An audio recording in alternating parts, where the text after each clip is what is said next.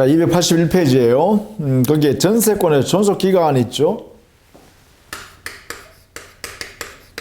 존속기간은 일단 전세권이 성립하게 되면 우리 민법에 있는 존속기간은 당사자가 약정할 때는 최소한 10년 넘지 못한다. 즉 최대한 10년 넘지 못한다 해서 최장기간의 제한이 있죠.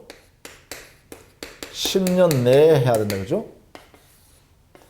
이 규정이 강행 규정입니다. 강행 법규이기 때문에 10년을 넘으면 10년으로 간주해 버리죠. 이게 설정행위로 당사자 약정에서 이렇게 되는 것이죠. 약정에서 기간을 정했을 때는 약정에 의한 존속기간을 정했을 때는 아무리 길어도 10년을 넘지 못한다. 그러면 최단기간은 여기에 대해서는 건물 전세권에 한해서만 존재합니다.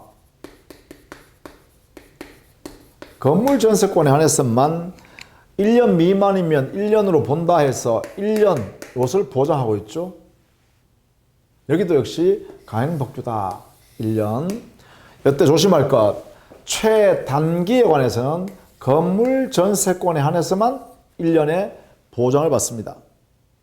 토지에 대해서는 아무런 제한이 없죠. 토지 전세권은. 자, 이 부분을 조심해서 알아둬야 됩니다. 이 부분. 자, 그러면 만약에 약정하지 않았을 때 어떻게 할까?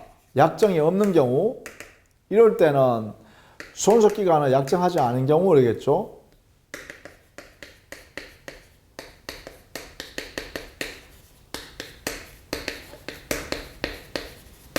이때는 전세권 설정자, 즉 당사자는, 설정자와 전세권자 당사자는 언제든지 전세권의 소멸을 통고할 수 있습니다. 전세권의 소멸 통고할 수 있는 권리를 갖게 되고, 자, 이 통고권을 행사를 하게 되면, 그러면 이 통고가 도달한 날로부터 6개월 후에 전세권이 소멸하게 된다. 자, 이렇게 정해놨다는 거죠.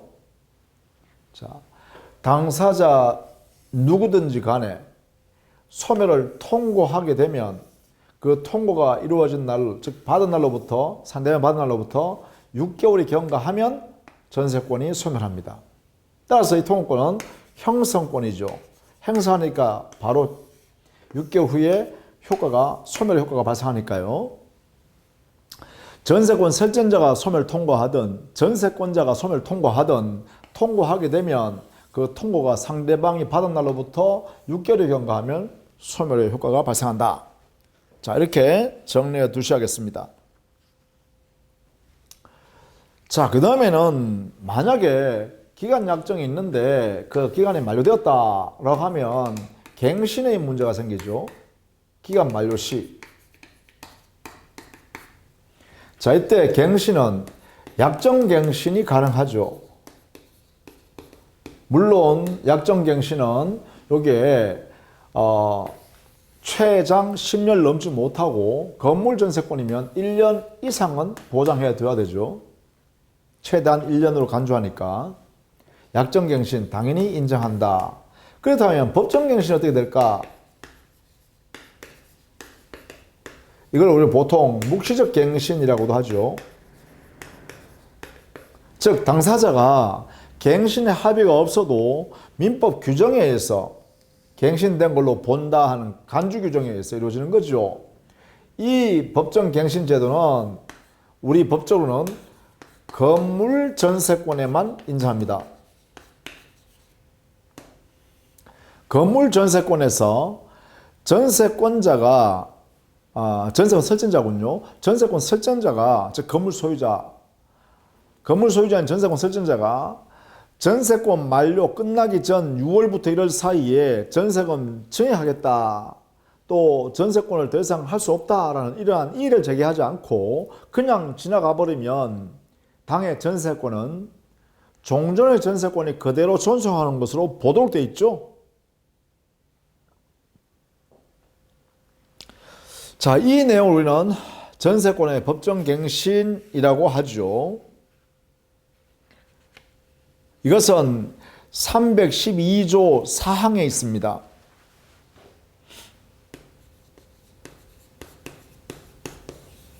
건물 전세권의 법정갱신 이렇게요.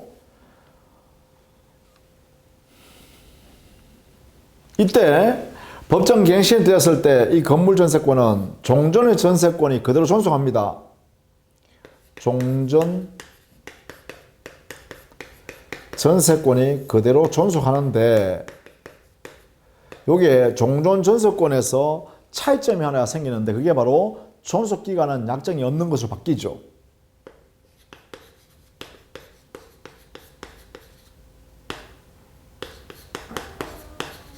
약정 없는 것으로 바뀝니다.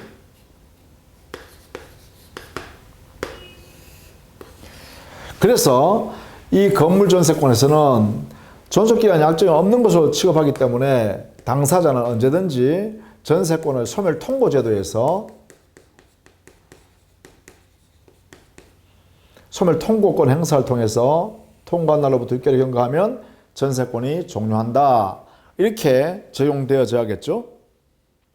이때 우리는 민법에서는 이 법정갱신에서 이루어지는 건물 전세권이 이렇게 종전의 전세권을 존속하는 것을 본다라고 할 때 이것은 민법 187조에 근거한 변경 등기하지 않아도 전세권이 변경되었다 이렇게 보는 거죠. 전세권이 변경된 채로 존재한다 이렇게 해석합니다.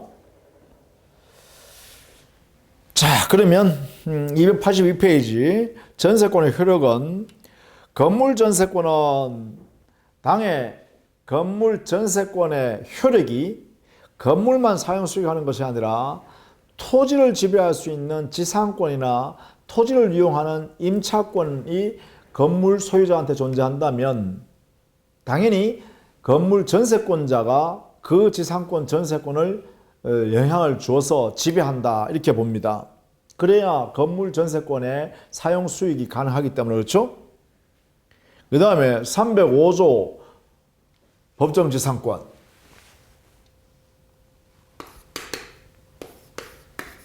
305조의 법정 지상권을 알아두시기 바랍니다. 305조의 법정 지상권. 자, 이것은요, 토지 위에 요건을 보시죠. 요건에는 토지상에 건물이 존재하고 있고, 이때 토지 소유권과 건물 존재하는 건물의 소유권이 동일인에게 존재하며 동일인에게 기초되어 있고 그 다음에 자 이게 1번, 2번 세 번째요. 건물의 전세권을 설정하는 거예요. 건물 전세권을 설정했어요. 설정한 후에 그 다음 네 번째 토지를 양도하는 거죠. 이렇게 순서가 보세요. 토지상에 건물이 존재하고 그 토지 소유권과 건물에 존재하는 건물의 소유권자가 동일인에 속하는데 건물의 전세권이 설정된 후 당의 토지가 양도되었다. 이런 절차죠. 이런 순서가 젖으면 이렇게 되면 건물을 양도하면 토지의 특별 승계인인 토지 소유자 있죠. 양도받은 양수인요. 토지의 양수인, 소유권 취득한 양수인 이 사람이죠. 이 사람은 건물의 전세권 설정자에게 건물의 전세권 설정자에게 지상권을 인정한 것이 된다. 지상권 인정해 둔 것으로 간주하죠. 이렇게. 그래서 건물 전세권 설정자. 이 사람 뭐예요? 건물 소유권을 가지고 있는 사람이 되겠죠. 이 사람이 지상권을 취득하게 되고 이 지상권이 바로 법정 지상권으로서 우리 민법 305조에 근거해서 발생한 것이다. 이렇게 되겠죠.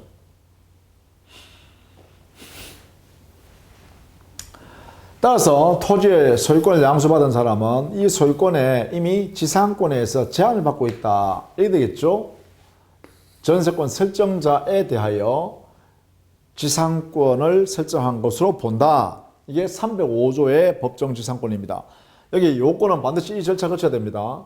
토지 위에 건물이 존재하고 있고 토지 소유자와 건물 소유자가 동일인으로 존재하고 있다.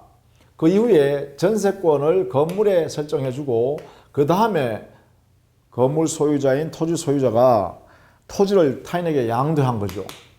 그러면 토지를 승계받은 특별 승계인인 소유권 양수인은 건물의 전세권 설정자인 건물 소유자에 대해서 지상권을 설정한 것으로 간주이기 때문에 이 건물 소유자인 전세권 설정자가 법정 지상권을 취득했다. 이렇게 된 거죠. 이것은 등기를 요하지 않는다. 근거는 187조에 근거해서요. 법률 규정에 의해서 지상권이나 물권을 취득하기 때문에 이 법정 지상권은 등기하지 않아도 이미 지상권이 인정되는 것이죠. 그 다음에 전세권자의 권리 의무를 보면 전세권은 목적에 따라서 당해 부동산의 용법에 따라 사용 수익할 수 있는 권리를 갖게 되고 그 다음에 전세권자 의무요.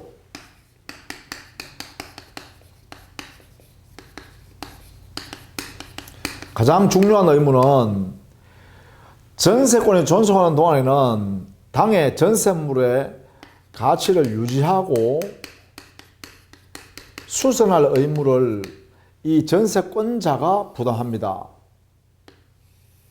그래서 전세권자는 당의 전세 목적물을 유지 수선하기 위해서 들어가는 필요비 있죠. 필요비 지출은 자기의 부담이죠. 따라서 필요비 상환 청구권은 전세권자에게 인정될 수가 없습니다. 이것은 인정되지 않는다. 전세권자에게 필요비 상환 청구권은 허용되지 않는다. 대단히 중요하죠. 그 이유는 바로 유지수선 의무가 바로 전세권자 스스로의 의무이기 때문에 그렇습니다. 요것은 꼭 알아두셔야겠죠.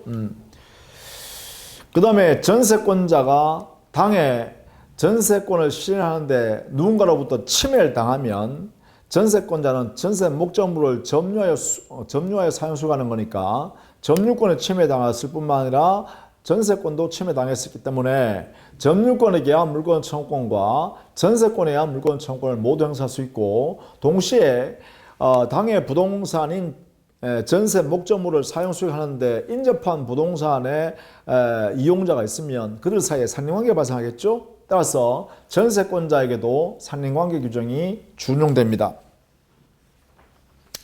그 다음에 284페이지 가면 전세권자의 처분행위는 자유롭다 이거죠. 전세권자의 권리 중에서요.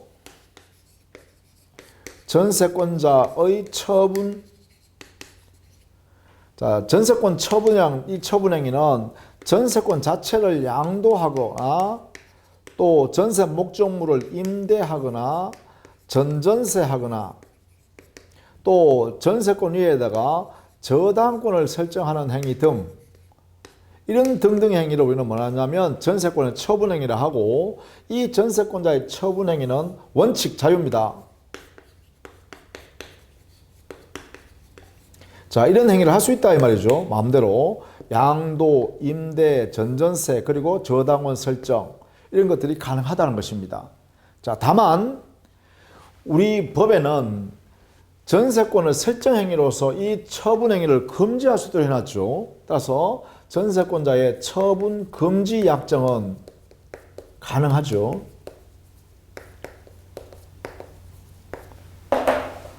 전세권자의 처분행위 금지 약정은 가능하고 이 규정을 위반하면 전세권자 의무 위반이기 때문에 전세권 설정자는 전세권 소멸을 청구해서 전세권을 소멸시켜 볼 수 있죠. 그래서 지상권과 차이점이죠. 지상권자의 처분행위는 절대적 보장이죠. 따라서 당사자가 지상권 설정 계약 당시에 지상권자의 처분 금지 약정은 무효죠. 아예. 그러나 전세권에 있어서의 처분 금지 약정은 유효다라는 것을 알아두셔야 됩니다. 그리고 이 전세권 처분 금지 약정, 유효한 약정을 등기할 수 있고, 등기하면 대항력도 발생하죠. 등기하면 대항력까지도 발생한다. 이렇게 정리해 두시면 되겠습니다. 자, 다만 이제 전세권에서 처분행위에 이런 가능한데, 만약에 임대한다든가 전전세 한다면 이때는 전세권자는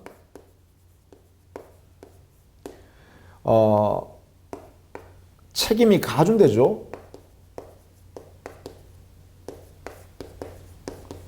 불가항력적 사유로 인하여 손해가 발생한다라고 하더라도 전세권 설정자한테 전세권자는 책임을 져야 되죠.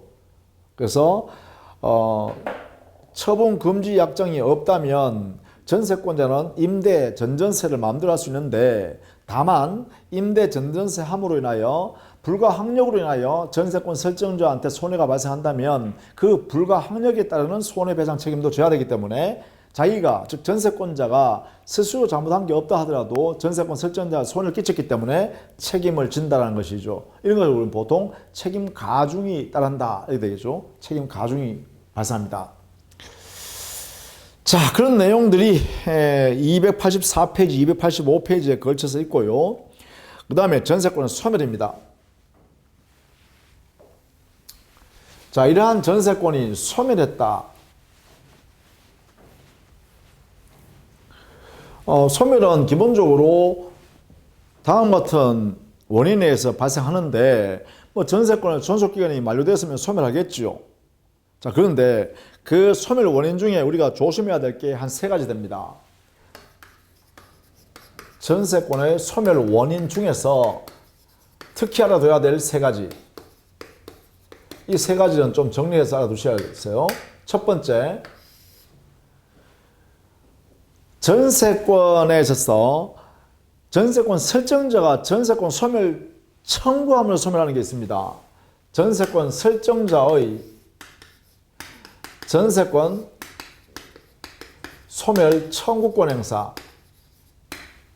이 청구권은 형성권으로서 행사하면 즉시 소멸합니다. 즉시 소멸해요. 이렇게. 자, 그렇다면 전세권 설정자의 전세권 소멸 청구권은, 여기는 전세권자가 의무 위반의 경우입니다. 위반했을 때 이 권리를 전세권자한테 직접 행사하는 것이죠. 전세권자가 의무를 위반하여 전세권 설정자인 당의 부동산 소유자한테 손해를 끼칠 수 있는 그런 행위를 한다. 그럴 때는 전세권을 소멸 청구하여 즉시 소멸시킬 수 있다라는 것이죠. 그래서 만약에 전세권자가 손해 발생시킨 내용이 있으면 그에 따른 손해배상 청구를 할 수 있겠죠. 자, 그 다음에 두 번째는 당사자는 언제든지 전세권 소멸의 통보를 함으로써 소멸시킬 수 있죠. 자, 그러면 당사자는 언제든지 소멸 청구할 수 있다 했으니까 설정자나 전세권자 등 누구든지 전세권 소멸을 통보할 수 있다. 이것은 어떨 때 하는 것이죠? 존속기간 약정이 없는 때입니다. 존속기간 약정이 없는 때 전세권의 소멸 통보를 통해서 전세권을 소멸시킬 수 있죠. 이때 이 통보가 이루어지면 이 통보는요, 상대방이 받은 날로부터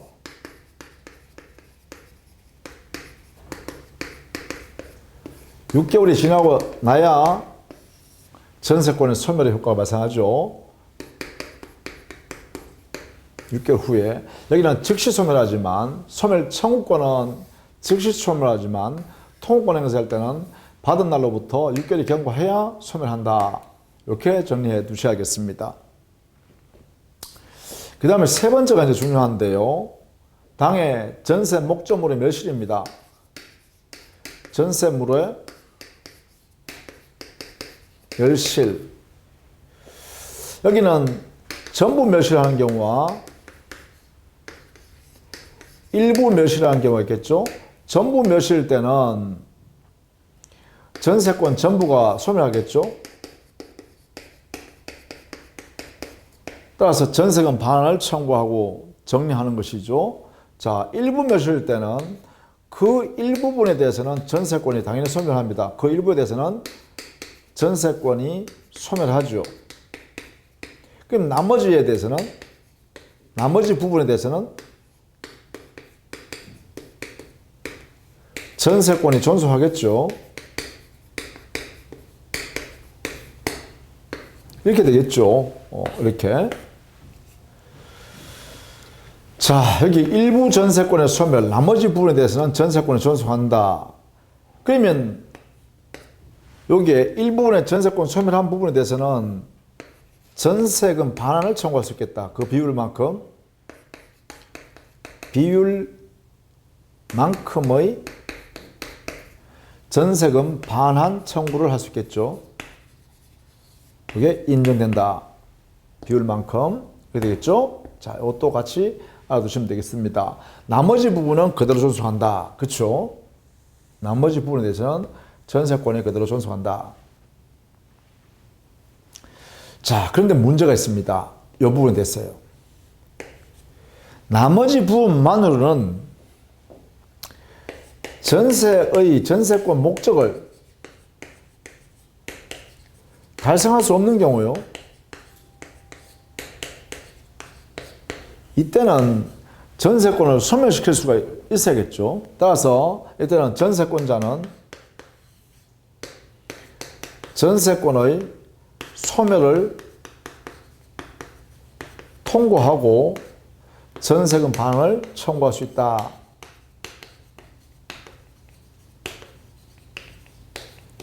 이렇게 민법이 규정해놨습니다. 자, 목적 달성 불가능의 경우, 이럴 때는 전세권자는 당해 전세권 소멸을 통고를 하고 전세금의 반환을 청구할 수 있다. 이렇게 규정했다. 자, 이것을 꼭 알아두셔야겠죠. 목적 달성 불가능. 그럴 때 소멸 청구하는 게 아니라 소멸 통고하고 있는데, 다만 이것을 해석할 때는 해석상으로는 통고를 어떻게 해요? 청구로 해석합니다. 해석해서 곧바로 즉시 전세권은 소멸한다. 이렇게 해석하고, 그래서 곧바로 전세금 반환을 청구할 수 있도록 행사하도록 하는 거죠. 자, 이렇게 우리 규정에는, 민법 규정에는 이렇게 규정되어 있어요. 규정상으로는 전세권의 소멸 통고를 하고 그 다음에 전세금 반환을 청구할 수 있다. 이렇게 해놨는데, 해석은 이 통고를 청구로 해석해서 즉시 소멸할 수 있도록 이렇게 해석하겠다. 이렇게 정리하는 것이죠. 자, 이렇게 우리는 전세 목적물의 일부 멸실, 그것도 불가항력으로 인하여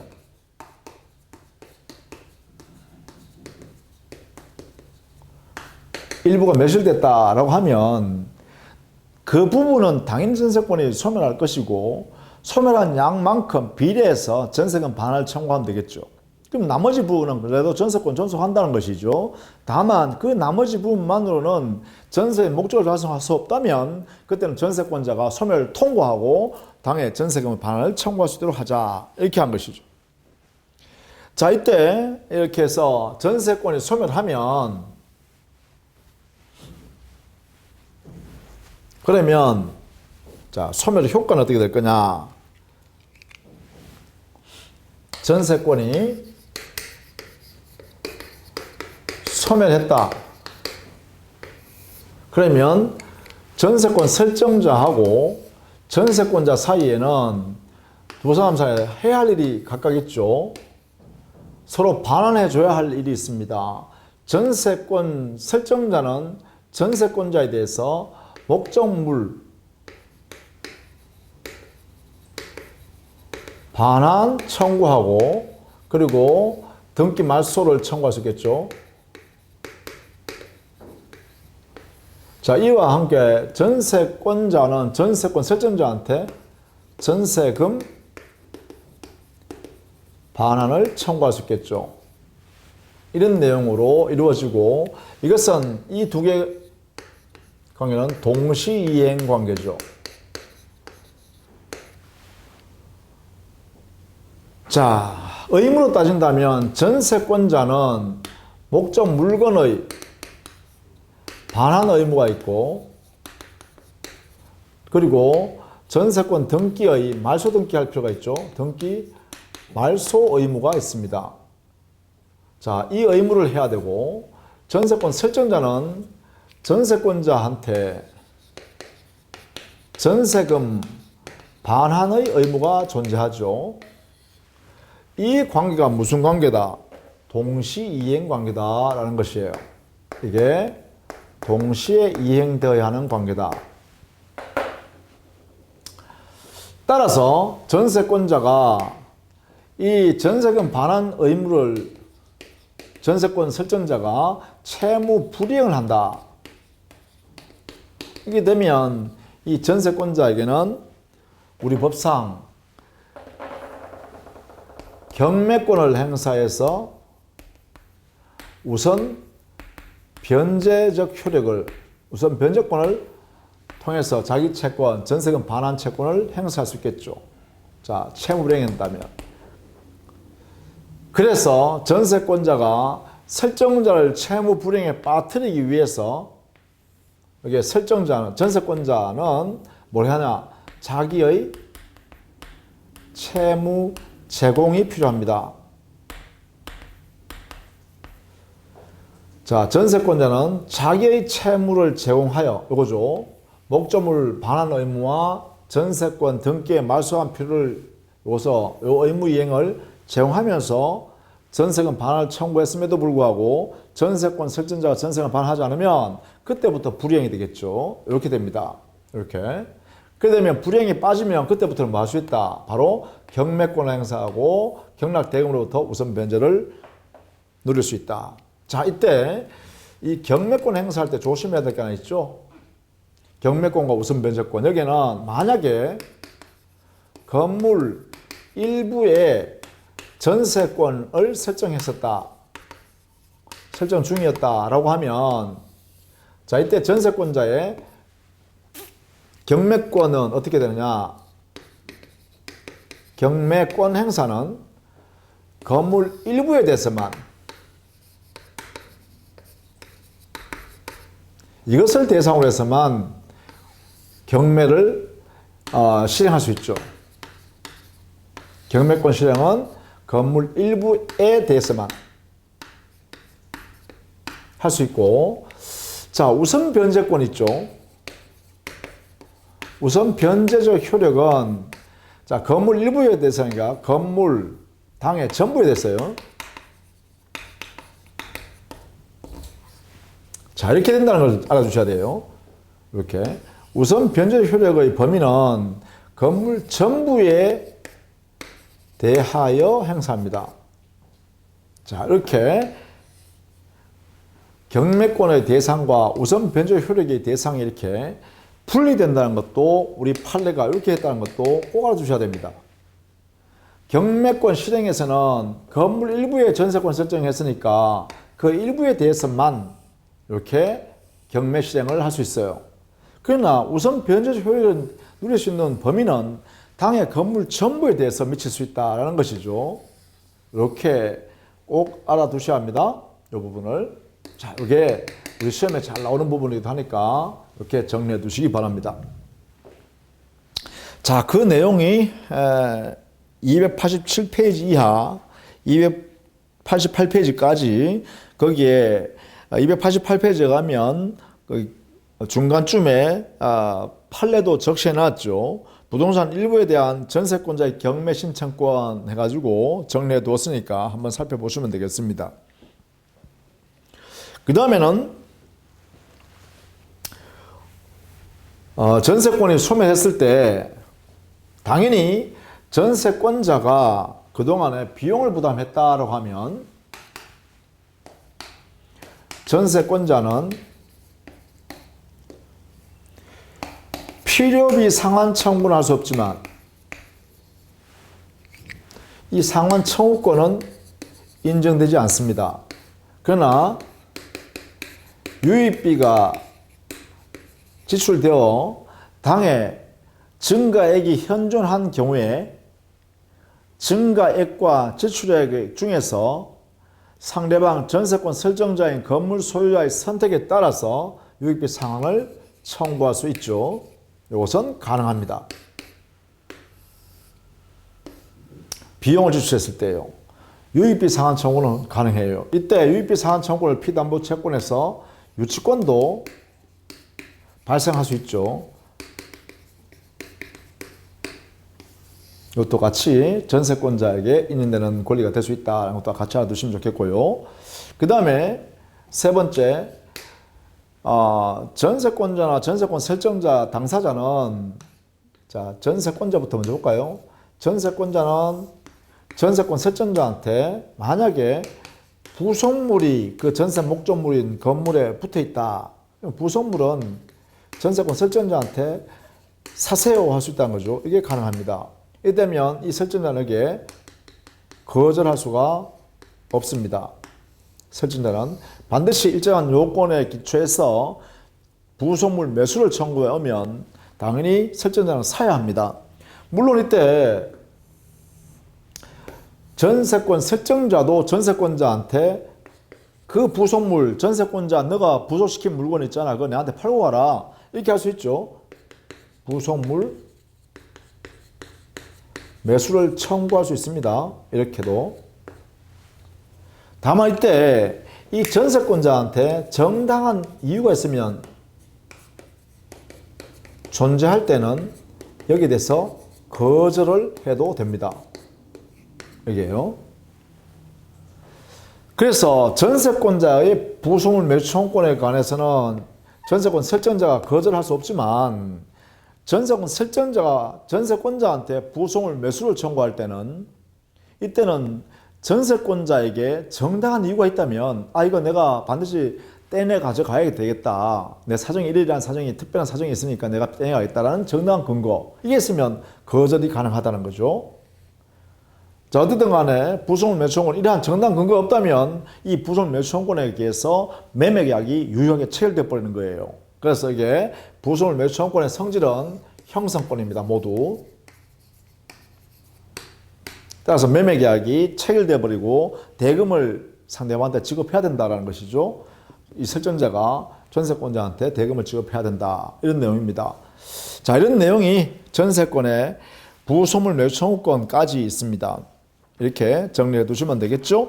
그래서 이렇게 해서 지상권, 지역권, 전세권의 용익물권에 관한 설명을 모두 마치고요. 다음 시간부터는 담보물권을 정리하도록 하겠습니다. 자, 수고했습니다.